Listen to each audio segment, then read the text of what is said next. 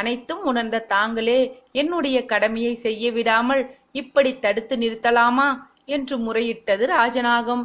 உடனே குருவோ, அப்படியென்றால் என்னுடைய சீடனின் இரத்தத்தை உறிஞ்ச வேண்டும் என்பதுதானே உனக்கு காலனிட்ட கட்டளை? சரி, சற்று பொறு, நானே அவனுடைய இரத்தத்தை உனக்கு ஊட்டுகிறேன்.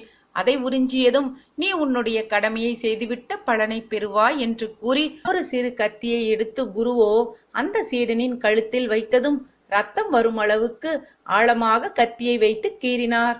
தன்னுடைய கழுத்தில் கூர்மையாக ஏதோ கீறுவதை உணர்ந்த சீடனோ கண் விழித்து பார்த்தான். குரு தன்னுடைய கழுத்தில் கத்தியை வைத்து கீறுவதை உணர்ந்த பின்பும் கண்களை மூடி சிறிதும் அசையாமல் படுத்தபடியே இருந்தான்.